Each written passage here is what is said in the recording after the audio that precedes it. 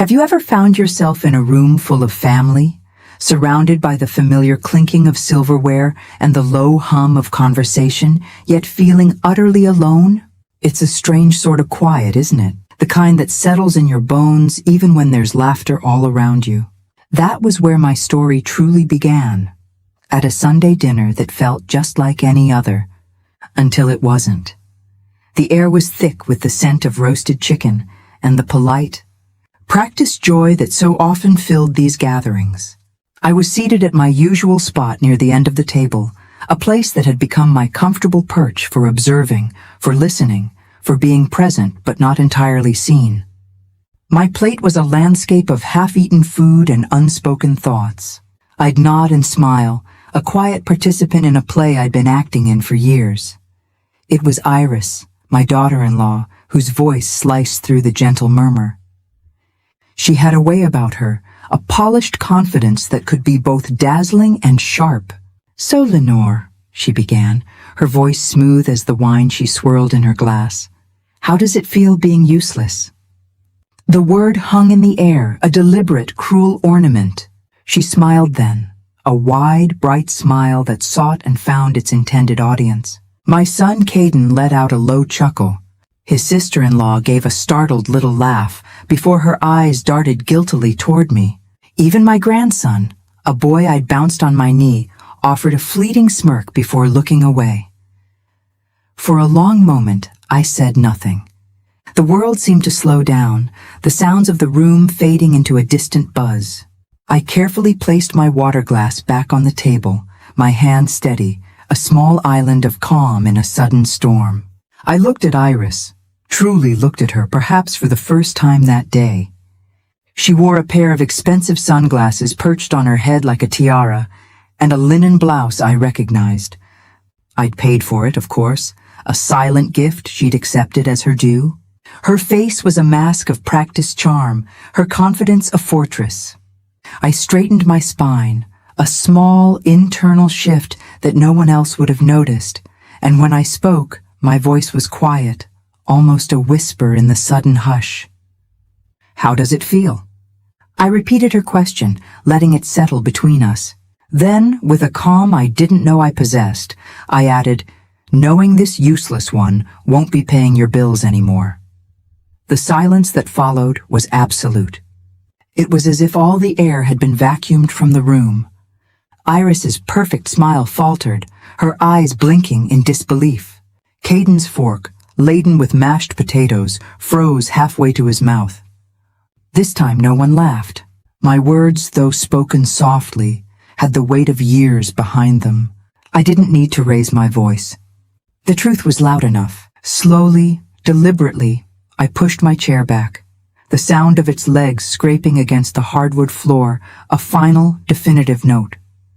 I took my purse from the back of the chair, gave a single encompassing nod to the stunned faces around the table, and walked through the patio doors into the afternoon sun. As I stepped outside, the light felt like a warm embrace, a welcome from an old friend. And for the first time in what felt like a lifetime, I breathed out a long, slow exhale of burdens I hadn't even realized I was carrying. Behind me, the family I had held together for so long was suspended in a moment of stunned silence. But for me, something had finally, irrevocably unlocked, and I knew exactly where I was going. My quiet house, my little office, and a locked drawer that held the story of my silence were all waiting for me. It's funny how the biggest changes in our lives often start with the smallest of things, isn't it? For me, it began with a late mortgage payment. I remember the phone call as if it were yesterday. Caden's voice was low, laced with an embarrassment that was almost palpable through the receiver. Iris had overspent again. The little boutique she was so proud of wasn't doing as well as they had hoped. They were falling behind, and the bank was starting to send those letters, the kind with the bold, urgent print that makes your heart sink. Without a moment's hesitation, I wired them the money that very night, $4,200. I didn't ask any questions, and I certainly didn't pass any judgment. In my heart, I was just helping them catch their breath, We all stumble sometimes, don't we? We all need a little grace. They never mentioned it again. There was no thank you, no acknowledgement of the weight I had lifted from their shoulders. But a month later there was something else. The rent on the boutique space had gone up. Then it was a credit card bill that Iris had, in her words, completely forgotten about, while planning a lavish birthday party for a friend. Then came the deposit for my grandson's private school, a sum that was, of course, due immediately. Each request was delivered with a quiet urgency, a silent expectation that I would, as always, make it right. I started keeping a record. At first, it was just a habit, the accountant in me finding comfort in order and numbers. I opened a spreadsheet on my computer, hidden away in a password-protected folder. I logged the dates, the amounts, and the reasons they gave. I even made a column for the receipts I'd requested but never received. The total grew at a pace that surprised even me. I never showed it to them, and they never asked.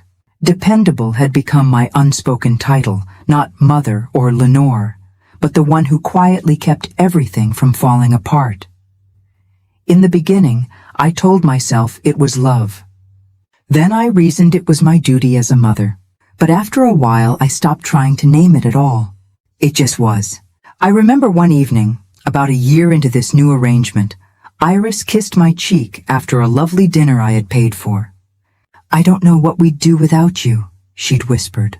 Her words meant not as a compliment, but as a quiet, chilling reminder of my role. It was after that night that I started printing everything out. The bank statements, the wire transfer confirmations, every piece of paper that told the story of my silent contributions. Now, standing in the comforting quiet of my own home, I walked into my office. The bottom drawer of my filing cabinet opened with a familiar groan, and I pulled out the folder. The papers inside felt heavy, not just with their physical weight, but with the weight of all the things left unsaid. For years, I had dreamed of a small cabin near Lake Lure. I used to drive by it on weekends, a charming little place with white shutters and a screened-in porch, nestled among a grove of pine trees. It wasn't anything grand, just a little slice of peace, a place where I could wake up to the sound of birds and sip my coffee by the water. I had been saving for it for nearly 5 years, my own secret dream tucked away like a pressed flower in a book. The down payment was almost ready when Iris called with what she called a vision. The boutique, she explained, could expand if I helped. She used words like legacy and family investment, words that were designed to tug at a mother's heartstrings. Caden chimed in, his voice full of a hope that I had funded. "We're so close, Mom," he'd said. "This could really change things for us." It was presented as an opportunity I couldn't possibly refuse. So I did what I always did.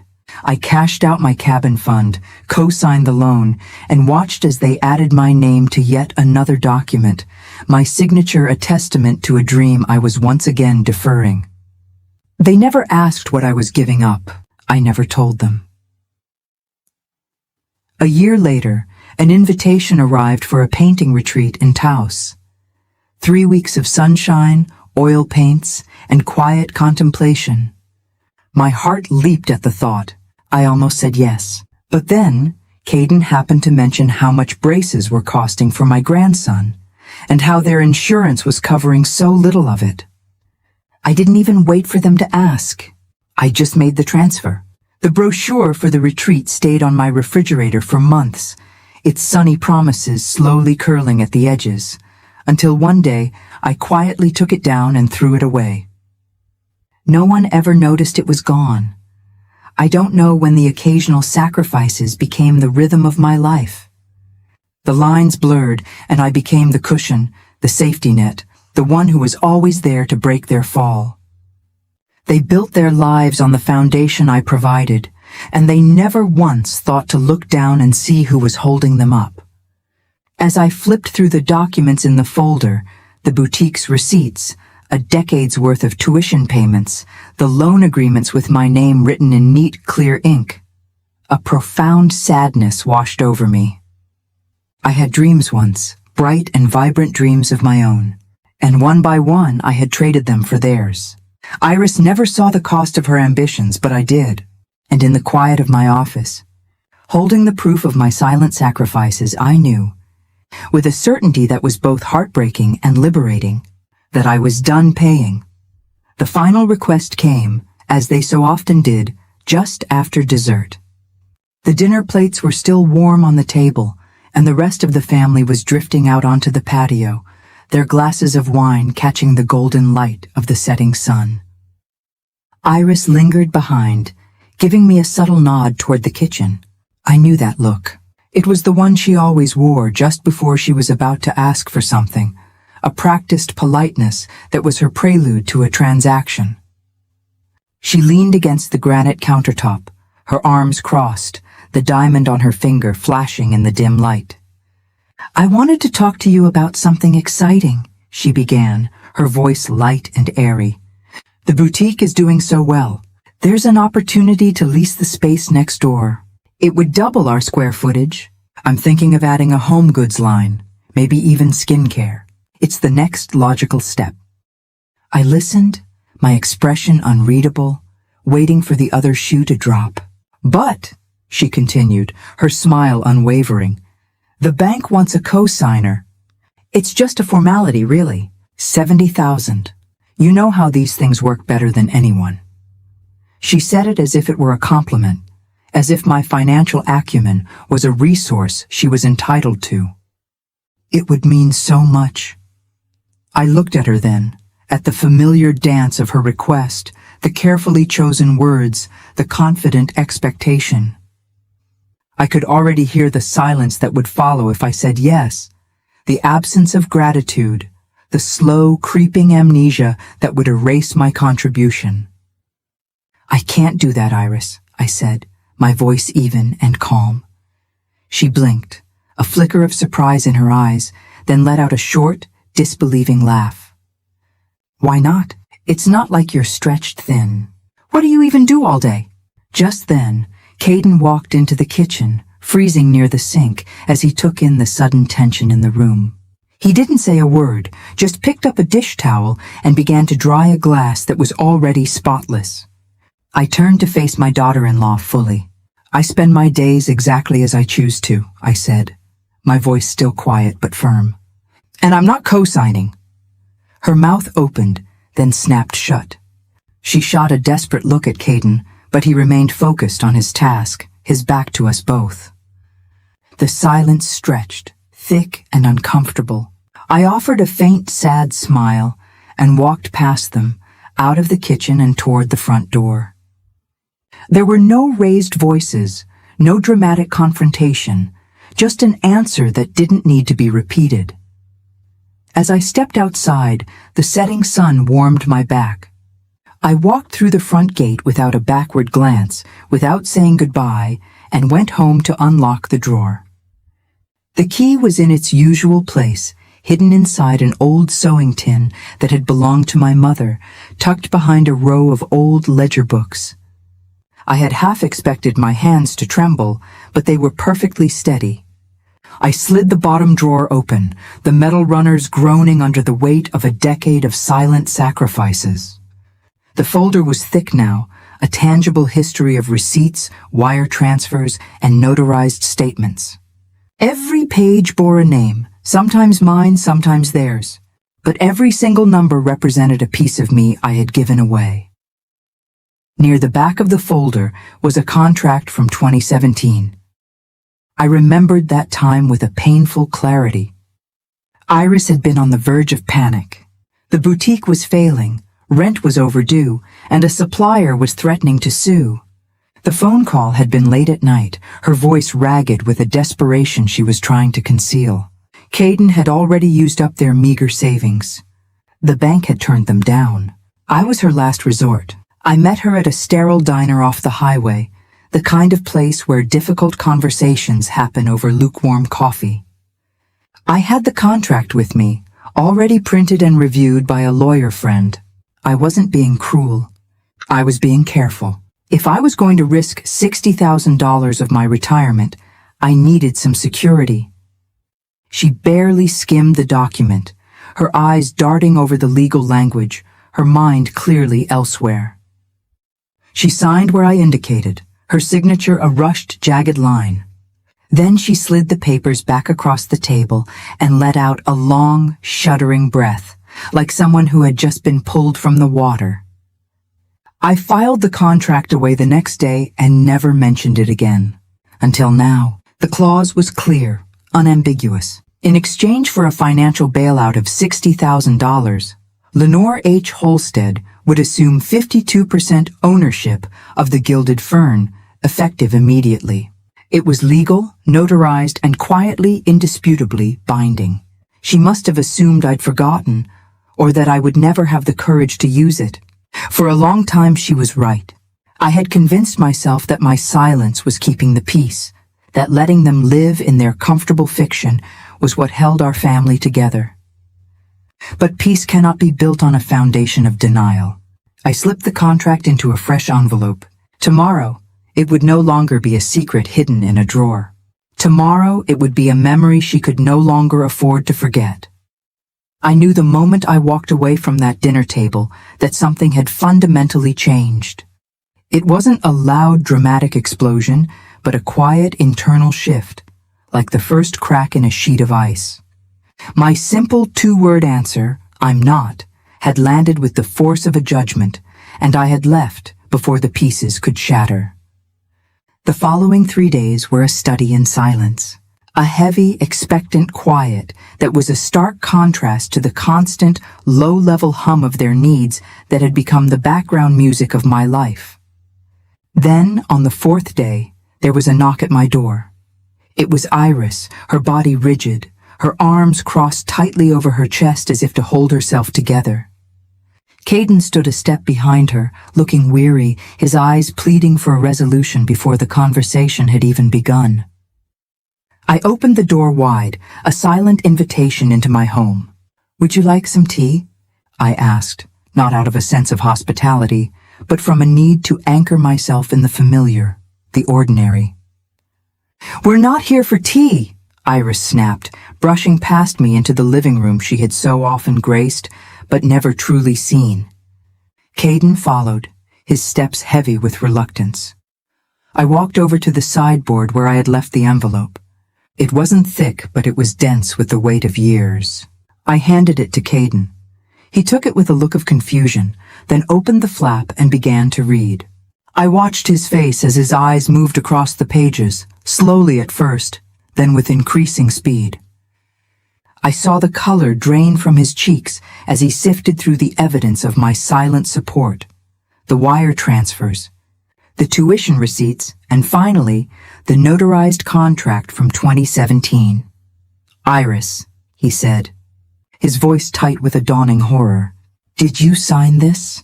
She barely glanced at the paper in his hand. "It's exaggerated," she said, her voice dripping with disdain. "She's twisting things. That was years ago." "It's your signature," he countered, his voice flat. "And these numbers—" "Mom, these are real." Iris crossed her arms again, her gaze as cold as ice. "She's using this to control us. That's all this is."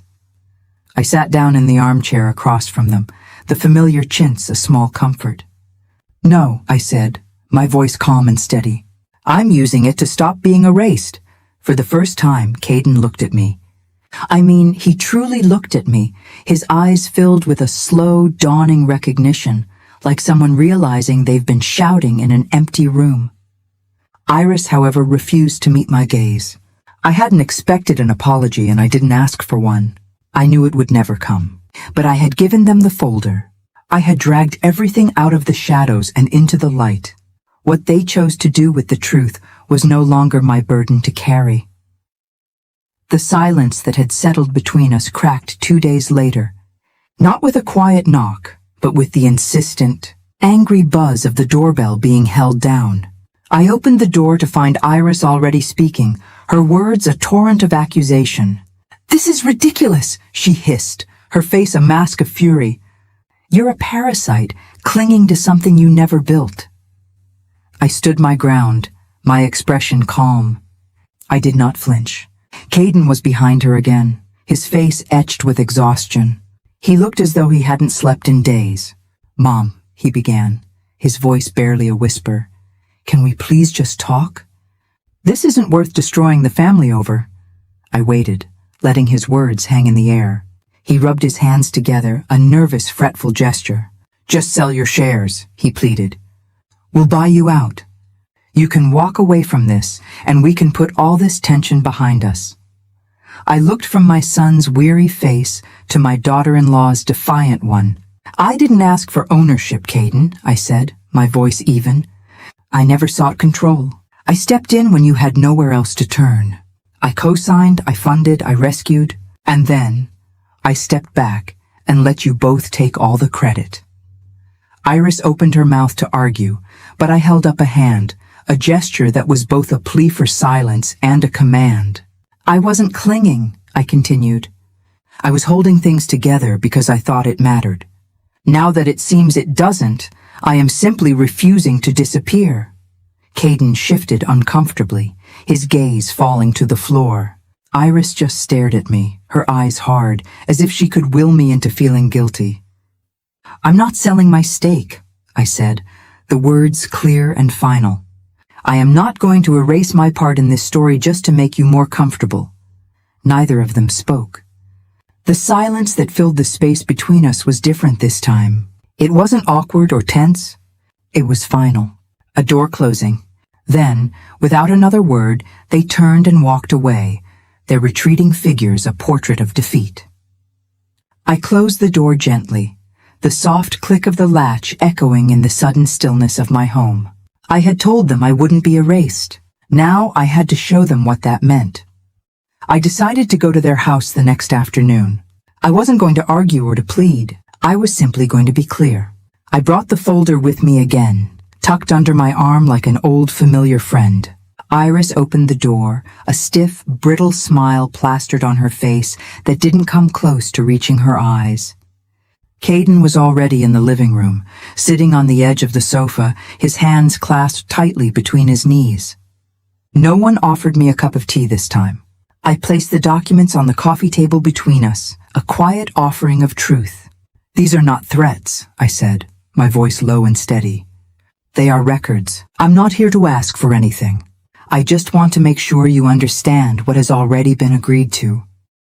Caden began to flip through the pages, his movements slower this time, as if he were trying to absorb the weight of each transaction. Iris remained standing by the doorway, her arms crossed, a silent, defiant statue. "So, you want to be the hero now?" she asked, her voice sharp with sarcasm. "Is that it? You want us to bow down and thank you?" "No," I replied, meeting her gaze without wavering. "I want to close the account." She let out a short, harsh laugh. "You're not a hero. You're just a bitter old woman who needs to feel important." My voice remained even, devoid of the anger that was churning inside me. "I was the accountant," I said simply. "And now the account is closed." Caden looked up from the papers, his face a mixture of confusion and dawning understanding. "What does that mean?" he asked. "It means," I said, letting my words sink in, "that whatever you build from this day forward, however you manage to keep the boutique open or don't, is entirely yours to carry. I will not fund it, I will not fix it, and I will not answer for it anymore." No one tried to stop me as I stood up. I picked up my original folder, leaving the copies on their coffee table, a silent testament to the past, and walked out the door. The silence that followed me was heavier this time, freighted with the weight of unspoken truths and the consequences of choices made long ago. 2 mornings later, a thick, official-looking envelope arrived through my mail slot. I knew what it was before I even opened it. The legal jargon was dense, but the message was clear: coercion, undue influence, a claim that I had manipulated a vulnerable Iris into signing the ownership contract while she was under extreme financial and emotional distress. They were demanding that I return the shares, that my name be wiped clean from their business, that I simply disappear. That evening, I called my friend Blythe. She listened to the whole story without interruption, and when I was finished, she gave me a name, Margot Delaney. A retired litigator, Blythe had said, but still as sharp as a tack. Margot was all of that and more. She read the contract, reviewed the bank statements, and even unearthed old email threads between me and the boutique's landlord and suppliers. When she was done, she gave a single, decisive nod, the kind that spoke of a confidence born from years of experience. "This is a bluff," she said, her voice crisp and no nonsense. "We'll end this cleanly," and we did. The court hearing was over in less than 20 minutes. Their lawyer made a passionate, if unsubstantiated, argument. Margot, in her calm, methodical way, presented the facts, the dates, the figures, the signed forms, the timestamps on the wire transfers, the ownership agreement that had saved their business from certain collapse. The judge, a woman with kind, tired eyes and a mane of silver hair, looked over the mountain of evidence, then looked directly at Iris. "The evidence presented is unshakable," she said, her voice leaving no room for argument. "The motion to dismiss is granted." The sharp crack of the gavel seemed to make Iris flinch. She left the courtroom on Caden's arm, her face pale, her steps unsteady. Neither of them looked at me. Outside, in the bright California sun, Margot turned to me with that same reassuring nod. "It's over," she said simply. "They can't touch your shares again." I nodded, a wave of exhaustion washing over me. I didn't feel victorious. There was no triumph, no sense of vindication. Just a profound, bone-deep weariness, the kind that comes only after years of silence finally give way to the truth. The quiet that followed wasn't the heavy, expectant silence of the days after the dinner. It was a different kind of quiet, one that crept in slowly, like morning fog, and settled over my life. The text messages from Caden, once a steady stream of requests and reminders, dwindled to nothing. The phone calls from Iris, always a prelude to a new financial crisis, ceased altogether. At first, I thought the silence would be painful, a constant reminder of the family I had lost. But instead, it felt like space. Like a room that had been cluttered for years had finally been cleared out, leaving room to breathe. Without the steady infusion of my funds, the polished veneer of the boutique began to chip and fade. I heard through the grapevine, a friend of Blythe's who knew someone who worked nearby, that Iris had been forced to downsize her inventory and let 2 of her employees go. There were whispers of late rent payments and suppliers who were now demanding cash up front. I felt no satisfaction in their struggles, no sense of vengeful glee. I didn't hope for their failure, but I also didn't ride to the rescue. My days as their safety net were over. I had spent so much of my life being useful to them that I had forgotten what it felt like to be still. To simply be. My mornings, once consumed with their problems, now began with the feel of cool earth under my fingernails and the soft, rustling sound of leaves in the early morning sun. I learned how to divide dahlia bulbs and harvested rosemary from my garden, which I gave to my neighbor, Pauline, who baked it into the most delicious bread for her little cafe. I started painting again. My first few canvases were a disaster, but slowly, tentatively, I began to find my way. I would lose hours in the simple act of mixing colors, of trying to capture the light as it fell across a vase of flowers. It was a kind of freedom I hadn't experienced in decades. I started volunteering at a local financial literacy clinic. I helped people who had never balanced a checkbook, widows who were struggling to navigate the confusing world of online bill pay, and college students who were trying to build good credit from the start. No one there ever sneered at my advice or questioned my usefulness. It was a strange and wonderful feeling to be so deeply seen, so appreciated, by people who asked for nothing more than what I was willing to give. Then, one evening, my phone buzzed with a message. It was from Caden. "Mom, we miss you." Just those 4 words. No punctuation. No explanation. I read it once, Then again, it didn't say, "I'm sorry." It didn't say, "I understand now." It just said, "We miss you." As if my absence was the only thing that had gone wrong. As if the distance between us was the cause of the crack in our family, and not the years of dismissal and disrespect that had preceded it. I didn't reply. I didn't type out a dozen angry responses only to delete them. I didn't sit with the familiar ache in my chest, hoping it would fade. I simply deleted the message and turned my phone face down on the table. The kettle was whistling on the stove, signaling that the water was ready for my evening tea. A half-finished canvas, a riot of blues and greens, waited for me in the sunroom. The garden hose was still coiled by the peonies, whose petals were just beginning to curl at the edges, a sure sign they were thirsty. So I filled my watering can and stepped back out into the cool evening air. The life they had tried to confine me to, the small, useless life they had defined for me, was never really mine. This one, this quiet, simple, beautiful life was. And it was blooming, finally, without anyone's permission but my own. If this story resonated with you, if you've ever felt unseen or had to reclaim your own space, I would love to hear your thoughts in the comments below. Your stories and your wisdom mean the world to me. And please, don't forget to like this video and subscribe to the channel. If you turn on your notifications, you'll be the first to know when the next story is ready to be shared.